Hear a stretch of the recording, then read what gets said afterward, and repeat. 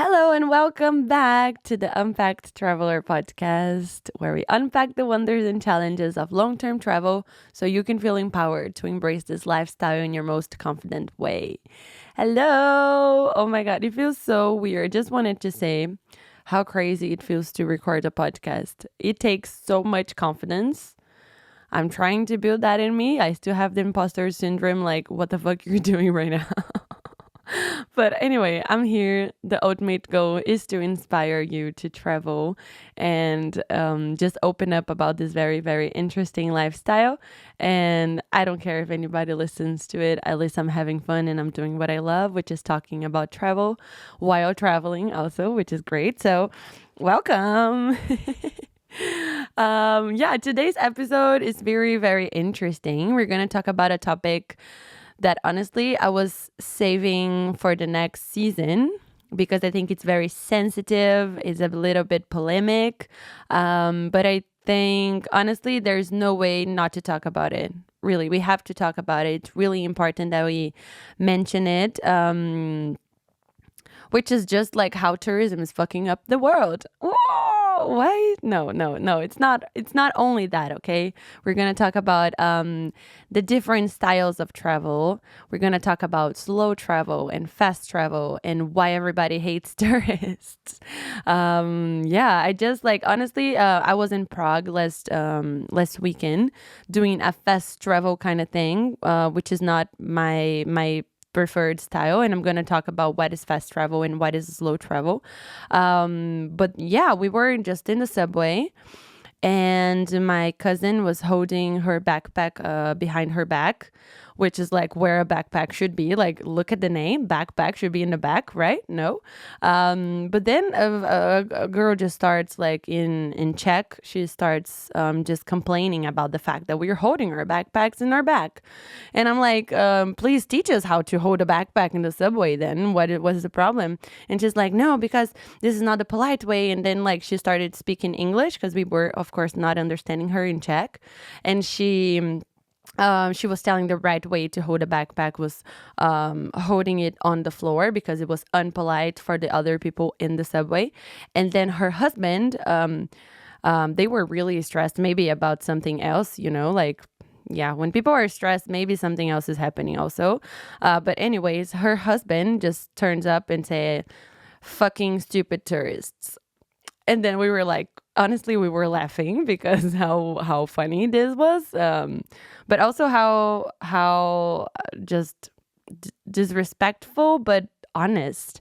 And that got me thinking, like, there are many places in Europe where people just hate tourism, hate tourists. I don't know if you guys seen it. There was a meme or like a video going on TikTok, Instagram, a couple of months ago or maybe weeks ago, of tourists in Barcelona. They were having like cafes and coffee shops, and then somebody threw water in them, or like many people threw water in the tourists, just saying like, leave, go back to your country or something like that.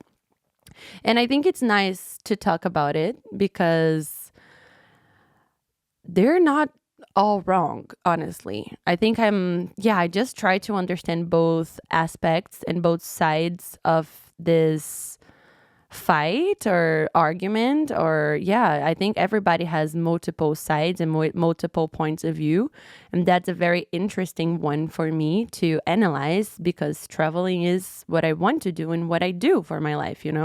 So, and while traveling, I've come up and met a lot of people, and we talked about it. And many of the travel vlogs and travel vloggers that I follow, they are also talking about the subject. So why not? Yeah, that was the intro. Let's get started. So yeah, I'm gonna start talking about the difference between slow travel and fast travel. So when we fast travel, the definition is that we are fast traveling. Wow. So we're just like traveling short periods in several places. It's more like quantity over quality of travel. Most people who do that, they're working for like normal jobs and they have like a month of vacation. And in this vacation, they'll have like 2 weeks of traveling, 2 weeks of resting in their country, and they have to make the most of these 2 weeks. So, of course, it's a very, very common and honestly the most known way of traveling, especially abroad, is the fast travel, because also it's expensive. So when we travel shorter periods, we spend less money. So it's obviously very, very, very common. And in this type of traveling, people usually go to the most touristic places in big cities and very famous destinations. And this is like what tourism is all about. You go to the places where you know it's going to be safe. You know, there's a lot of, I don't know, TikToks or YouTube videos telling you the tips and all the places to go, restaurants to eat.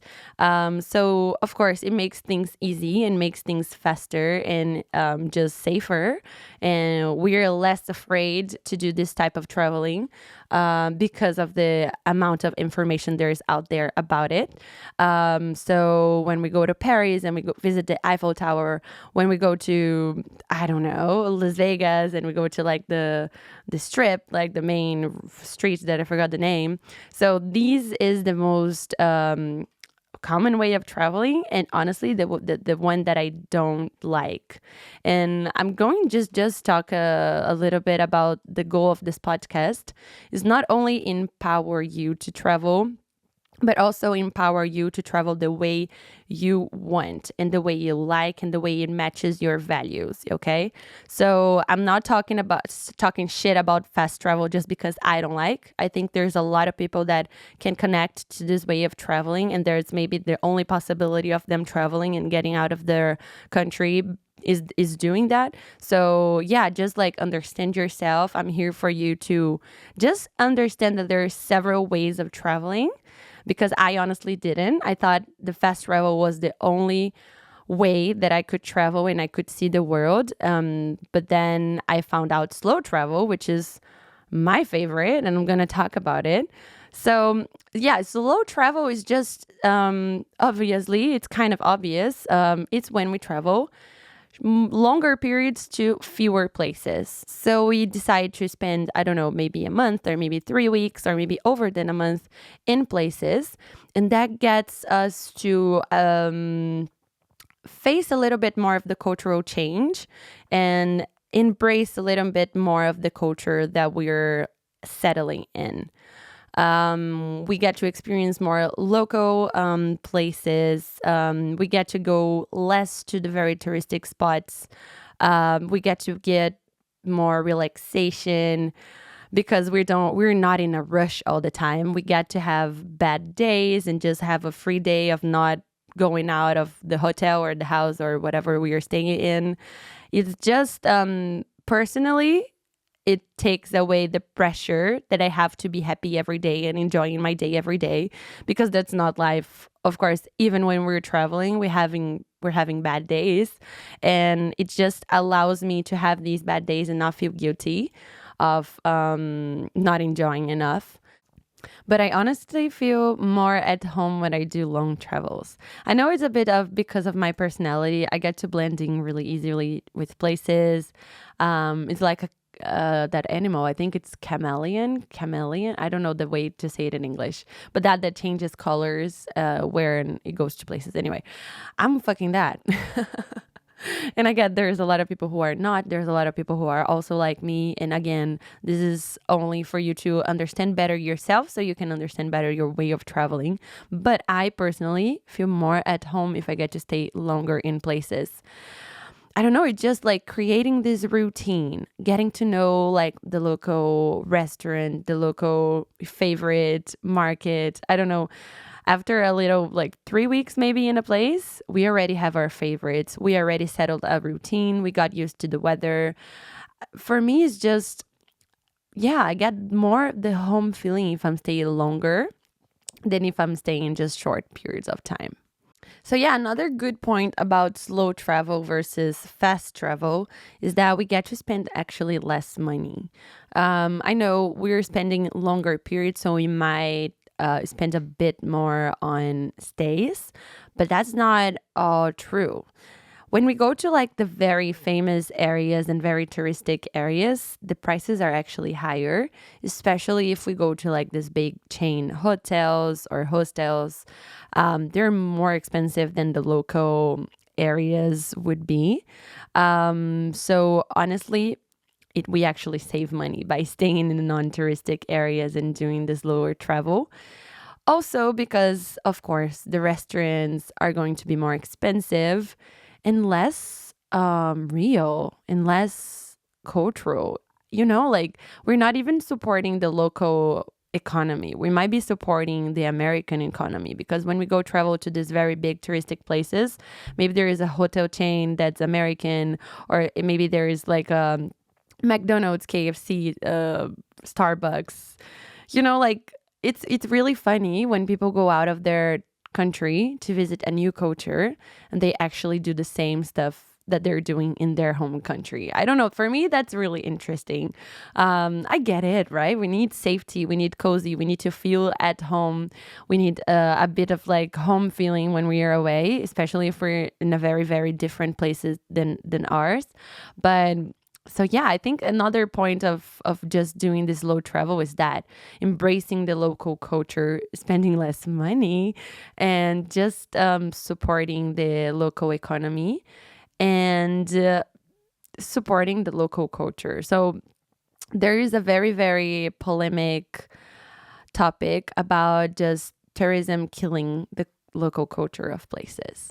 Because yeah, I was listening to a video and that got me thinking. But also when I travel, of course, I see that. We go to a place. We go to a very different place. I don't know, in Thailand. I've never been to Thailand, but that's the video that I've heard. Or Prague. I was just in Prague. We go to these very different places from the country that we are from. And then we're there. And there's only the things that we've seen. We've seen coffee shops, very cute and classy and basic and oat milky coffee shops. And then we see a McDonald's, and then we see a KFC. I don't know, like where are the stuff from the locals, from the culture? They're just doing that for the sake of tourism, like I'm getting off topic. And that brings me to another subject about, tourism and why sometimes it's not the best, which is over tourism. So I mean, that's kind of obvious, but I'm going to define what over tourism is, which is when a lot of tourists just go to one place and it causes problems for the locals, for the environment, for the tourists themselves. It's just super fucking crowded. You don't get to even go to the popular places and take your beautiful Instagram picture because there's so many fucking people. And if that's bad for the tourists, if the tourists go and hate the tourists because it's so crowded, imagine how the locals feel. So honestly, I don't blame that girl in the subway who were talking shit up for us because it's a reality for them. Like you go to Paris, you go to Rome, especially European countries in the summer, it's just so fucking crowded. Imagine living there. Imagine having to take the subway to go to work in Paris and the subway is full, not because of the people who are working, but because of the tourism. There's also like everything. Again, there's bad sides, good sides, a lot of different points of view. I'm just showing a point of view that's really, really, for me, that's really interesting. I'm going to, of course, give you some tips how to maybe avoid over tourism, how to embrace slow travel in your way. But yeah, I'm going to first talk about the shit and then I'll talk about the solutions, okay? So yeah, the fucking over tourism. Besides the quality of living of the locals just going down so much because of this stress, because of the over people, how do I say that, over people in the subways. They're sometimes actually pushed out of their homes because of the increasing rents. Like, can you believe that? Like, you're there living in your city happily, and then they're actually starting to rise the rents because of the tourism, because they know the tourists will have more money to pay than you, and then your house, or like the house that you were living in, just becomes an Airbnb. And then it's just crazy. That's what's happening everywhere. I know the fault is not of because of the tourists, it's because of capitalism, but let's not get into that, okay? That's too much of a conversation for us to have in the fucking podcast. I would have to invite somebody else to talk about it. But that's, the tourism and traveling perspective, which is like fucking sad, like it's sad. It's sad, especially if you're living in a place for years and years. You've built your life, you've built your family, and then you get pushed out because of that. It's kind of sad, honestly. It's one reality. I just don't want to get the idea that tourism is bad and traveling is bad. That's not what I'm doing here. I just want to open up your mind about the reality of travel, and then talk about how we can solve it, how we can be a little bit more mindful when we travel and when we go to Europe in the summer. I don't know. And honestly, it's not only bad for the locals, it's bad for the tourists too. As again, I said, we hate when we go to a place and it's full of tourists. We go to Greece, take our picture in these beautiful white houses. White houses? It's so weird to say that. And then there's so many people that we cannot take our picture. That's a big white people problem, but that happens a lot. I've heard. I've never been to Greece again. But like that happens. And we got to experience less of the traditional local culture because we have so many international people, so many tourists. The prices are huge and high, and you see every there's trash in the street. I don't know. I'm just saying, you wouldn't want that. There are better ways to travel, and safer ways, and more relaxed ways. I know I'm selling you the slow travel is my favorite type, so of course I'm gonna sell you that. But of course, do your type of travel. There's ways to avoid the over tourism and overcrowded tourist spots, which is super simple. Just don't go in the high season. Don't go in like Europe. If you go in the summer, it's worse. If you maybe go in the winter, it might be a little bit colder, but it's okay. Go in, I don't know, spring, fall. Just search up on Google or ChatGPT, which is great. Just search up when is that low season in the city that you want to go. And that's already helping you a lot because you're going to have a very nicer experience and travel experience, but it's also helping the local culture and the locals to have a more slower so they can, I don't know how to say that for them. That's going to only be easier for them. Sorry. So yeah, as I've already said, one of the tips on how to be a little bit more mindful with your traveling, I'm going to mention the other ones, of course. And one of them is really, really interesting for me, is just like going to less popular destinations. I know we want to go to Paris and take our picture in the Eiffel Tower, but it's so much nicer when we actually go to less known places. We actually get to experience a lot more of the culture. Again, we got to spend less money, and it's so much nicer not to see tourists all the time and like people from our country all the time, because when we go travel, we want the new, like everybody wants the new when we travel. Everybody wants to, I don't know, see French people speaking French and having their baguette. I don't know. So why don't you go to a smaller French city or a smaller town? And it's a bit more, I talk from personal experience. It's a lot more scary when you actually do that because of the lack of information and the lack of tips on TikTok. Or, it's a bit more scary. It's like we're diving into the unknown. Into the unknown. So it's scary. It's scary. But it's so much nicer. I've been to Paris, and also I've been to a very small village in France called Briançon, and it was so much nicer when I went to Briançon. It was just smaller. Everybody was nicer to each other. They don't hate tourists, so you actually get a lot more help from the locals. They're much sweeter and nicer to you, knowing that you're from abroad. It's just an overall nicer experience. And yeah, it helps if we speak a little bit of the local language, but also nowadays we have Google Translator, we have Google Maps, we have our phone. Our phone is a very, very nice tool that helps us traveling so much. And yeah, just be thankful and make use of your phone. I really want to do also a list of tools and apps and how your phone can help you when you're traveling. If you want that, just help me and let me know, okay? I think it's really important that I get you guys' response so I know that I'm not speaking to a computer and I'm not being hated for talking about very this kind of topic that is sensitive, you know? So if you could like the podcast, share it with your friends, tell me on my DMs on Instagram that you really are enjoying and you want more. And let me know if you want the list of tools and how your phone can help you on your travels. It's already on my list to do, but it's really much more. I do it with much more passion if I know that's going to actually be helpful for somebody. Okay, other ways to be a little bit more mindful on your traveling is just try to research a little bit of the local norms and the cultural traditions.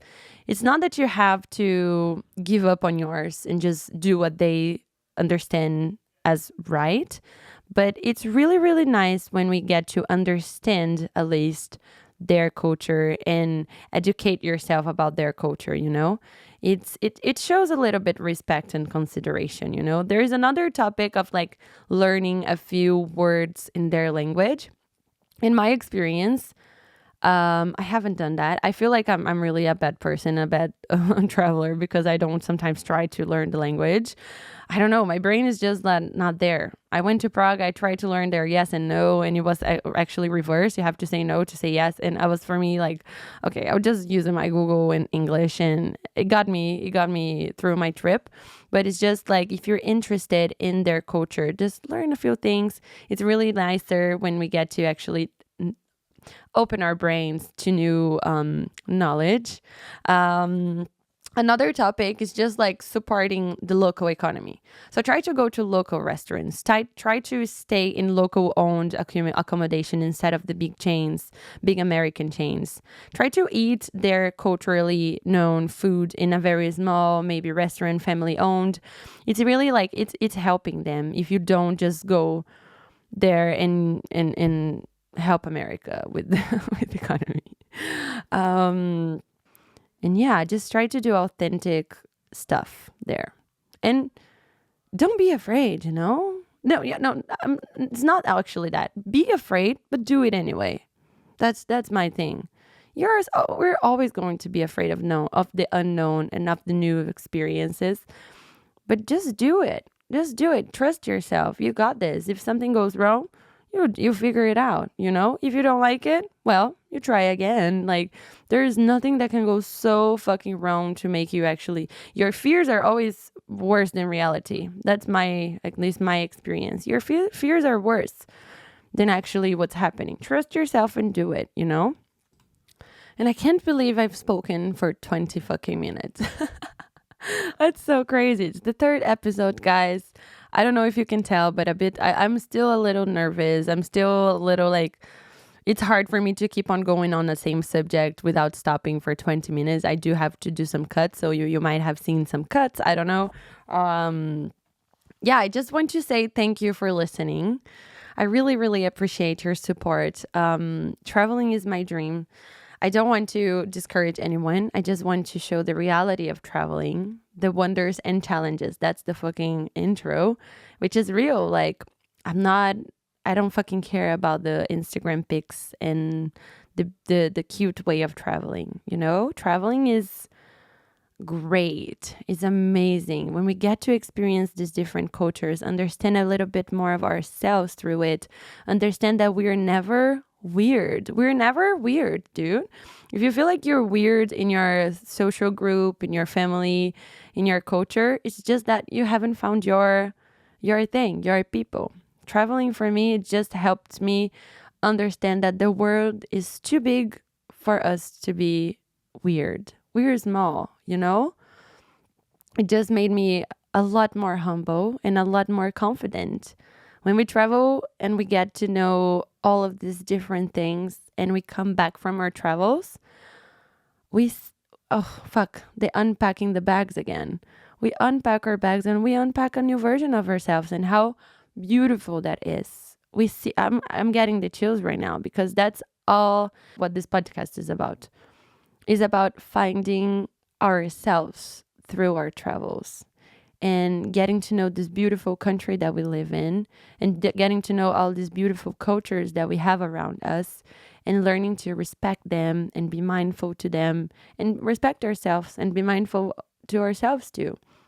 So this was a lot about the slow travel and the fast travel, but the final conclusion that I want to give is understand yourself. What do you prefer? What are your skills? Do you think you have the skills that it takes to stay a month in an unknown place? Would you rather start small and maybe stay a week and do the fast travel instead? Amazing. Do it. Do you care about the environment so you can follow the tips? Amazing. You don't? That's okay. You do you. You don't have to, you know? There's no pressure. I think this is the overall idea, you know? Get to know yourself before, and your travel is going to match that. And if you want help doing that, just let me know. I can help you understand yourself and your ways of traveling. There's so many, and all of them are so beautiful. If you think that you want to travel, you just don't know how to start, I'm going also, there's another idea. I really want to prepare like a list of journaling topics, or just like thinking about it, questions that can help you understand yourself better and your ways of traveling better, so you can have a nicer and chiller travel that matches your personality. I think that's really nice. I haven't done that yet. And I imagine that when this episode is going to be out, I will not have done it. But it's an idea. If you're interested about that, just also let me know. Your support counts, and I really appreciate you listening. So thank you so much for listening so far, and I hope you enjoy your week and your travels. See you in the next one.